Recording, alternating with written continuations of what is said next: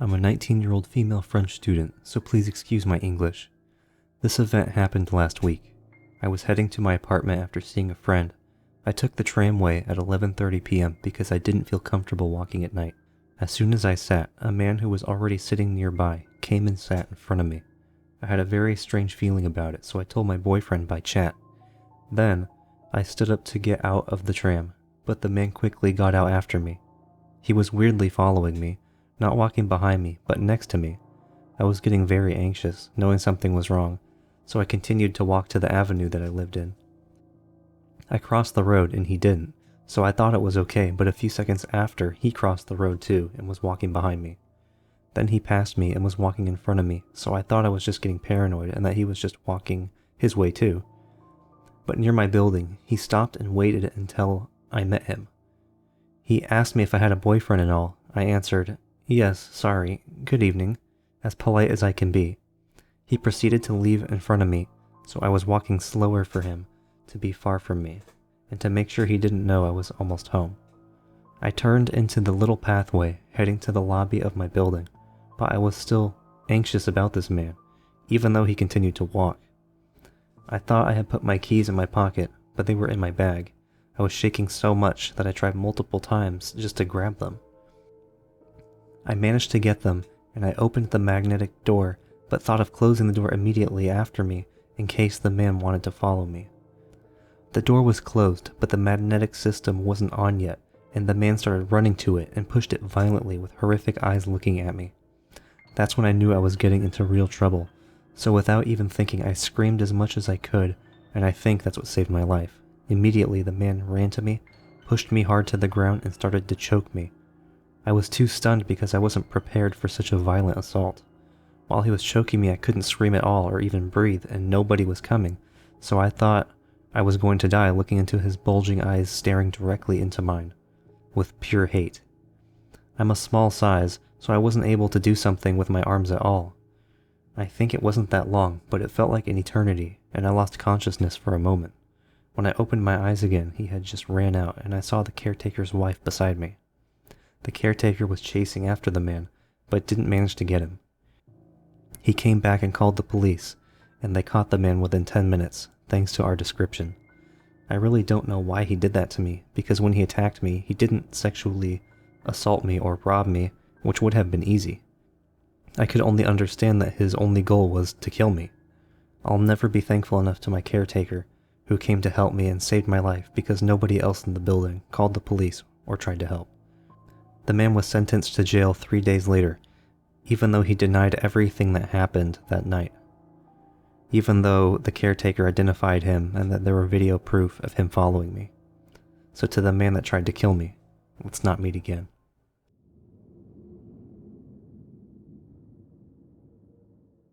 So this happened to me when I was 11 or 12 years old. Over a decade ago, and I still remember it vividly. At the time, I lived in a semi-detached house with my mom, dad, and sibling. It was decent sized, but the most impressive part was the garden, which essentially had 3 levels. The first level was concrete, the second grass, and the third also grass, but the third one had my trampoline on it. At the very end of the garden was a tree embankment. The area I lived in was somewhat hilly. One morning, I woke up to a crackling sound, like a snapped branch, and I was worried since a week earlier a tree from the embankment had fallen onto our neighbor's garden. My bedroom was at the back of the house, overlooking the garden, so I opened the curtains to see if another tree had fallen. Instead, I saw a guy hiding in one of the trees in the garden. He was pale with blonde hair and wearing all black clothing. He was looking directly at me, presumably because he saw the curtains move. He started smirking and moved his finger in a "come here" motion. I totally freaked out and shouted for my mom and dad to come into my room. I was so scared I physically felt like I couldn't move. This was super early in the morning, by the way, around maybe 5 a.m., so it took my dad a good 30 seconds to get in my room, at which point the stranger had hid behind the trees. I remember being really shaken up. I was crying while I told my dad what happened.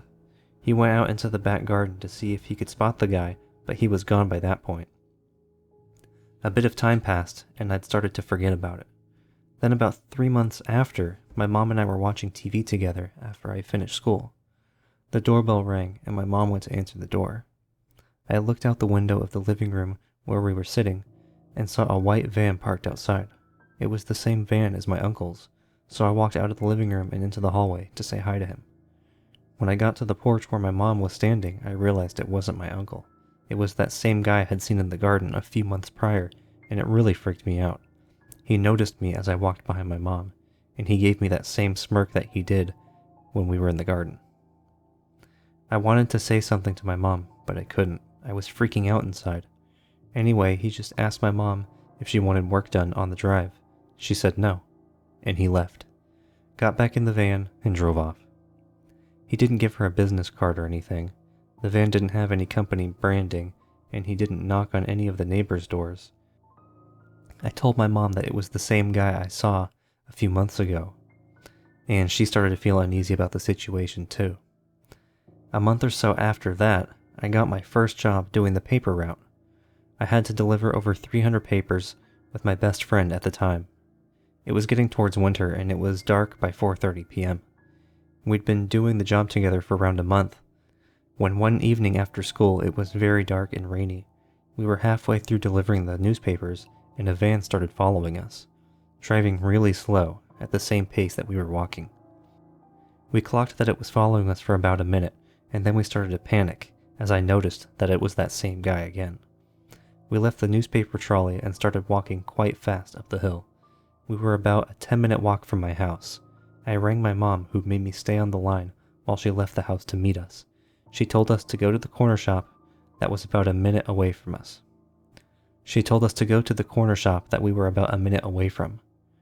When we made it to the shop, the van sped off really fast. The police were called, who came to my house for a report, and we told them everything. That was the last time I ever saw that creepy stranger, but I still remember what he looked like so vividly.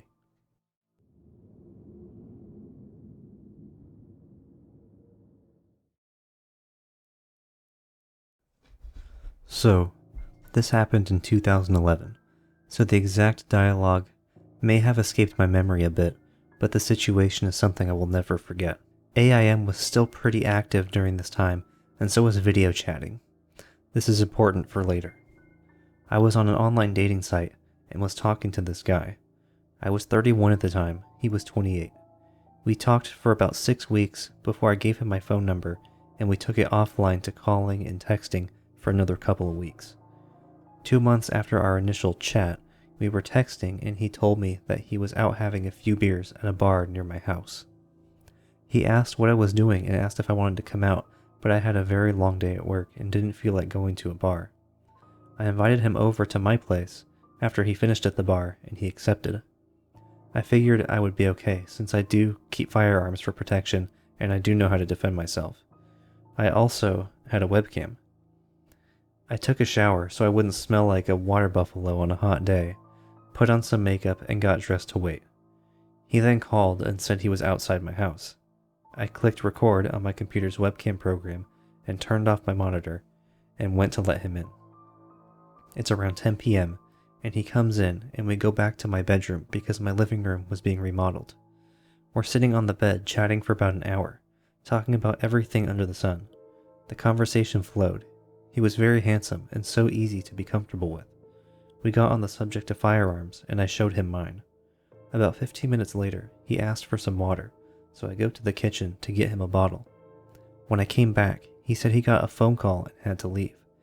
After he left, I looked on my nightstand and noticed that my firearm was gone. I looked everywhere for it, thinking I had put it down somewhere else. Nope, not there. I then played back the recording from my webcam program, and sure enough, it shows him grabbing it and putting it in his hoodie. I was terrified at that point. He knew where I lived, he had my firearm, and he left his phone on my bed. Right then his phone rings and I answer it. Come to find out, he's married. His wife was calling him, wondering where he was. I told her everything, including the fact that he stole my firearm, and I had video evidence and was calling the police on him. Next thing I know, he's banging on my door. My firearm is in his hand, asking me for his phone. The conversation went like this. Him. I need my phone. Give me my phone. Me. Take the clip out of my firearm, empty the chamber, throw the clip into the bushes, the one in the chamber across the road, and put it on the ground. Him. No. Give me my phone. Me. I'm on the phone with your wife at the moment, and I have you on video stealing from me. His wife yells a whole bunch of expletives. He's shocked and he runs to his car, but then he comes back. Him. I threw your gun in the ditch. At this point, I make him empty his pockets, take his pants off, take his hoodie off, and show me that he doesn't have my firearm on him. All the while, his wife is on the phone. I go outside and get in his car, in the driver's seat, and tell him to take me to where he threw my firearm. He proceeds to tell me that I don't know how hard it is for him, being a felon, not being allowed to own a firearm ever because of a mistake he made. The mistake? Domestic violence, which included a firearm. We get up the road. He tells me the firearm is there in the ditch. Then, I realize the situation I'm in. I can get out of the car and go get it, leaving him to do whatever to me, if he chose. He was 6'4", 225 pounds. I was only 5'3" and 130 pounds. Or I could make him go get it, taking a chance of him seriously hurting me. I took that chance, since I was on his phone with his wife and my phone with 911. He retrieves my firearm, brings it back to the car, and I drive back to my house and wait on the police. I get out of the car and he gets in the driver's seat. I'm still on the phone with the police. I walk around the back of his car to get his license plate number, and he just puts his car in reverse, hits me, and takes off. They found him later that evening. He still had the clip and the one in the chamber in his pocket, so now he's enjoying his time in prison. So glad I never have to meet this person again.